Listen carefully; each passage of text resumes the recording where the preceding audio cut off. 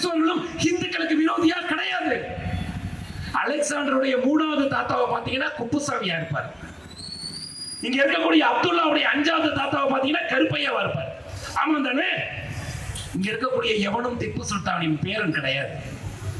ஆனால் இதை கையில வச்சுக்கிட்டு அரசியல் பண்ண விரும்புகிறார்கள் திராவிட முன்னேற்ற கழகம்.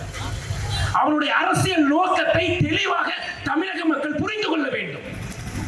ஊழல் செய்வது, நாட்டை கொள்ளையடிப்பது மட்டும் திராவிட முன்னேற்ற கழகத்துடைய நோக்கமாக இருந்தால் தீப கார்த்திகைக்கு ஒரு தீபம் ஏற்றினால் யார் உன்னை எதிர்ப்பார்கள்?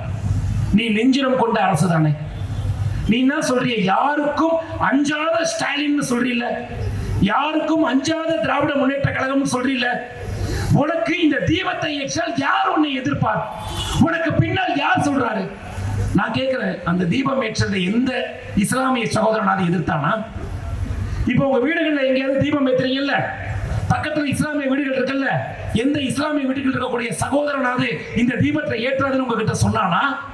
இல்ல அவன் ரம்ஜான் கொண்டாடுனா அவன் கொடுக்கிற பிரியாணியை வாங்கி சாப்பிட்டு ரம்ஜான் கொண்டாடாதேன்னு ஒரு ஹிந்து சொன்னானா?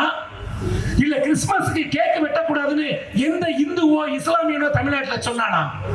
நாம் யாரும் சொல்லவில்லை. நாம் யாருக்கும் மத சண்டை இல்லை.